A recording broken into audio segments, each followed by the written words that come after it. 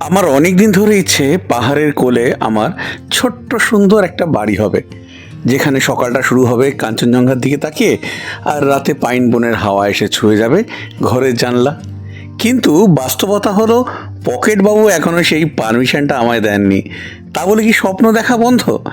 বাড়ি কিনতে না পারি, পাহাড়ের বুকে ওই সুন্দর বাড়িগুলোয় অতিথি হয়ে তো কটা দিন কাটিয়ে আসতেই পারি, তাই না?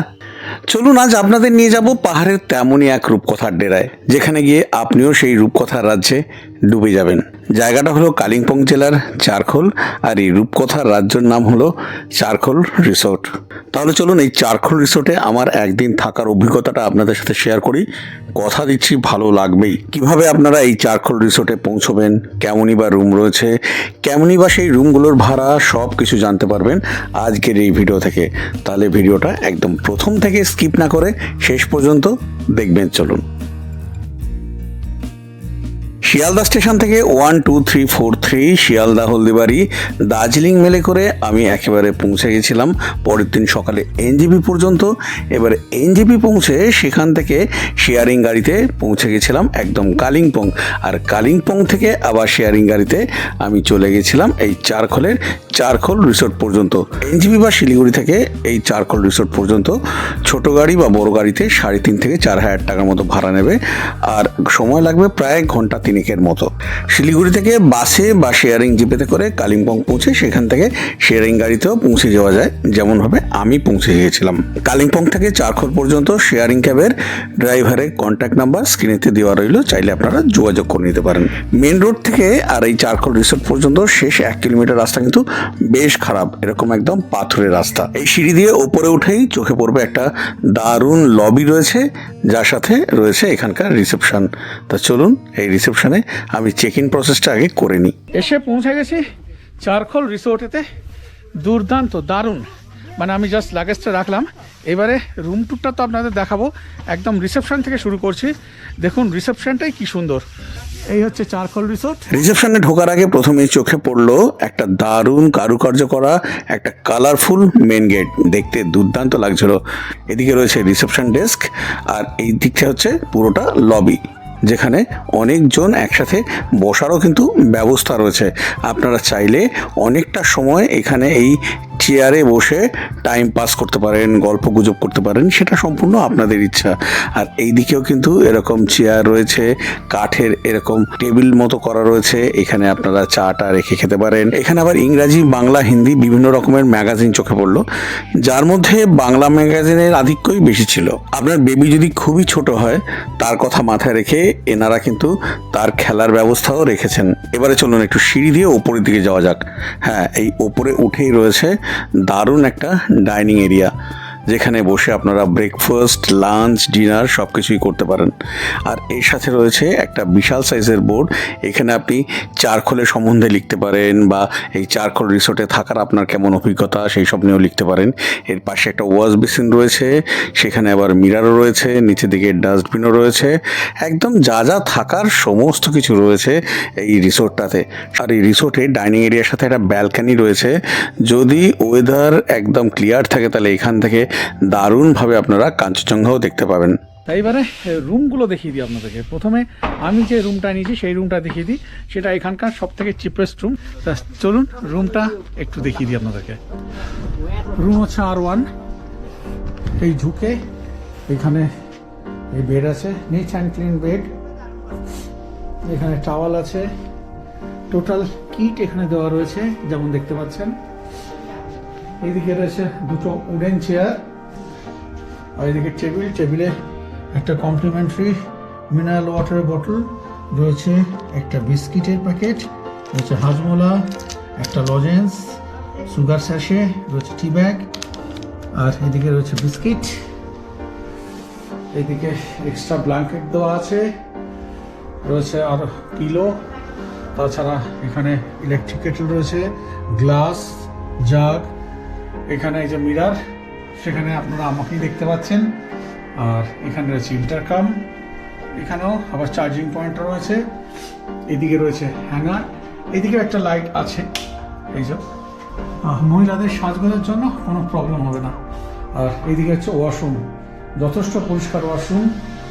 এদিকে রয়েছে বেসিন, মিরার, এখানে একটা ওয়াল হ্যাঙ্গিং ট্রে রয়েছে, সাবান রাখার এখানে সাবানদানি রয়েছে, রয়েছে ট্যাপ, ফসেট, বাকেট, মাগ, এখানে রয়েছে একটা টুল, এখানে রয়েছে কমোড, আর এখানে একদম এখানে যেটা কম্পালসারি সেটা হচ্ছে গিজারও রয়েছে শাওয়ারও। এদিকে একটা বড় উইন্ডো রয়েছে যেটা পুরো গ্লাসের। আমি আর এখান থেকে কার্টেন সরাচ্ছি না, জাস্ট দেখিয়ে দিচ্ছি, যেটা বাইরে থেকে দেখালে আরও ভালো বুঝতে পারবেন। পুরো এই দিকটা পুরো উইন্ডো।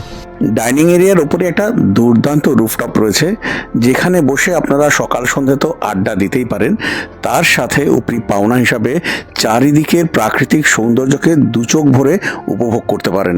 আর একটা কথা যেটা না বললেই নয়, এই চারখোল রিসোর্ট কিন্তু চারিদিক থেকে একেবারে সবুজে ঘেরা, যা আপনার দু চোখকে খুব আরাম দেবে। বাচ্চা আর বড় উভয়ের জন্য এখানে দোলনারও ব্যবস্থা রয়েছে। এই এতক্ষণ যে রুফটপটা দেখালাম, সেখান থেকে আবার কয়েকটা সিঁড়ি উঠে গিয়ে রয়েছে একটা ছোট ছাদ, যেখান থেকে চারিপাশে কিন্তু দুর্দান্ত ভিউ আপনারা উপভোগ করতে পারেন।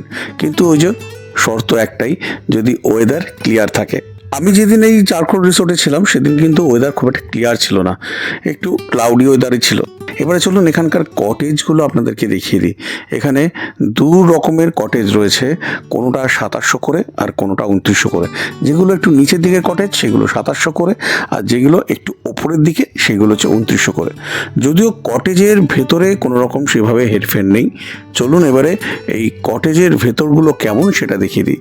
দরজা খুলে ভেতরে ঢুকেই আপনার চোখে পড়বে একটা নিট অ্যান্ড ক্লিন বেড, নিচে এরকম কার্পেট পাতা রয়েছে।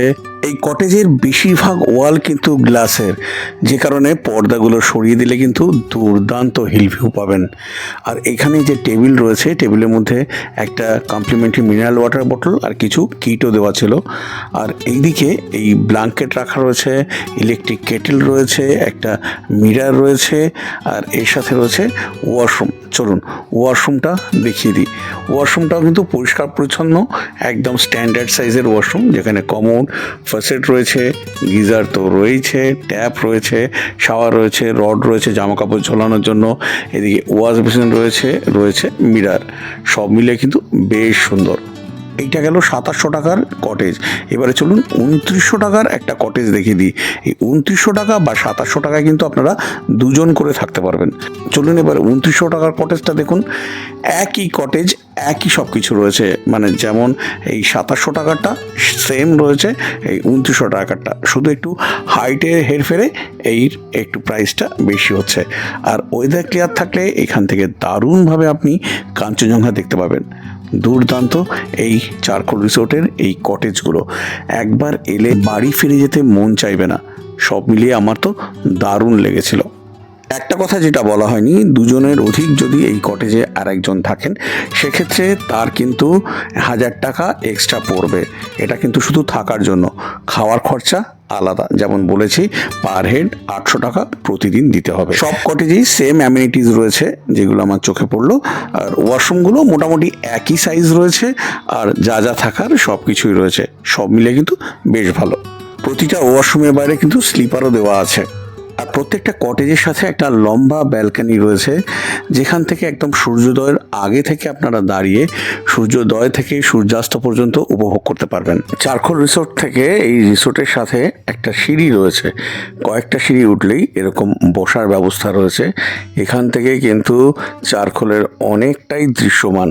আর এছাড়া এখান থেকে দারুণভাবে কাঞ্চনজঙ্ঘা দেখা যায়, দারুণভাবে সানরাইজ দেখা যায়। আপনারা কিন্তু এখানে অনেকটা টাইম স্পেন্ড করতে পারেন।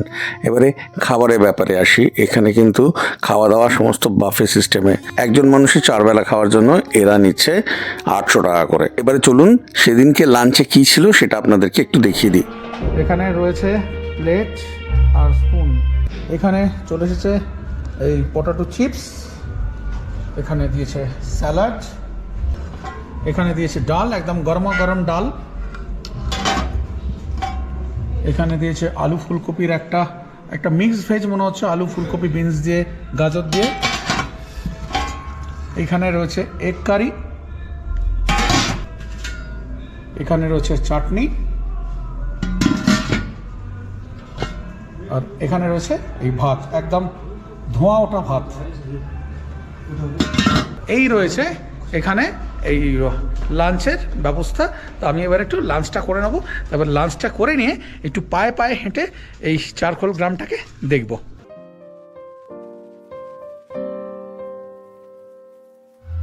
এবার খাওয়া শুরু করে দিই, খেয়ে আপনাদের জানাচ্ছি কেমন খেলাম।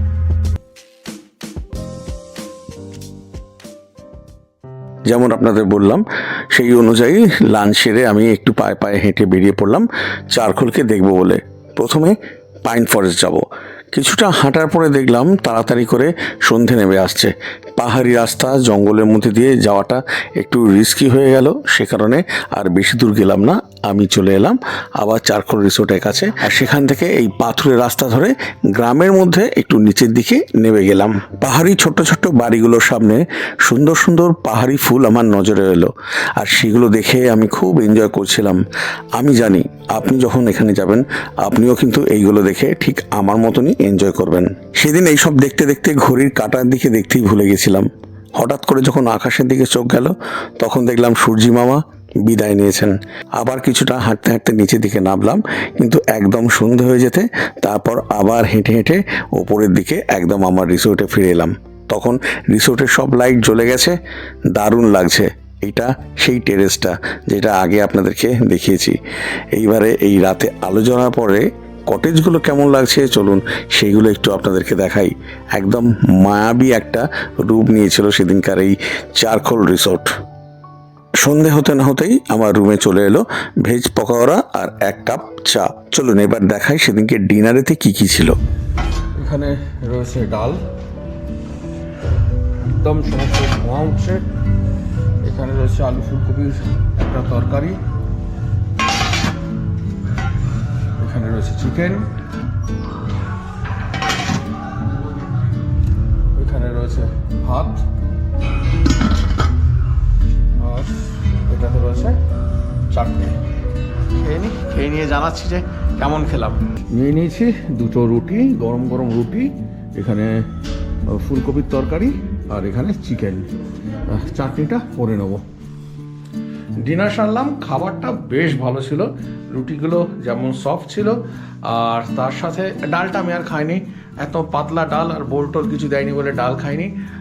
আলু ফুলকপির তরকারিটা বেশ ভালো ছিল, একদম বাড়ির মতো করে বানিয়েছিল, প্রচুর ফুলকপি, আলু কম, যেটা আমি চাইছিলাম। আর এছাড়া চিকেনটা দারুণ দারুণ বানিয়েছিল, আর চিকেনগুলো খুব সুন্দর সেদ্ধ হয়েছে। সব মিলিয়ে বেশ ভালো। আর চাটনিটা সকালে যেটা দিয়েছিল সেই চাটনিটাই বুফেতে লাগিয়েছিল। খাওয়া দাওয়া বেশ ভালো। মোটামুটি এই হলো চারখোল রিসোর্টের গল্প। গুড মর্নিং, এখন সকাল 7টা, আছি চারখোলেতে। রোদ ওঠেনি তা নয়, রোদ উঠেছে, কিন্তু সেই একদম কুয়াশায় ঢেকে রয়েছে, তা যে কারণে কিছু সিনিক বিউটি পাওয়াই যাচ্ছে না। একটু দেখিয়ে দিই আপনাদেরকে, কিন্তু ওয়েদার যখন ভালো থাকে দারুণ এই চারখোল থেকে ভিউ পাওয়া যায়।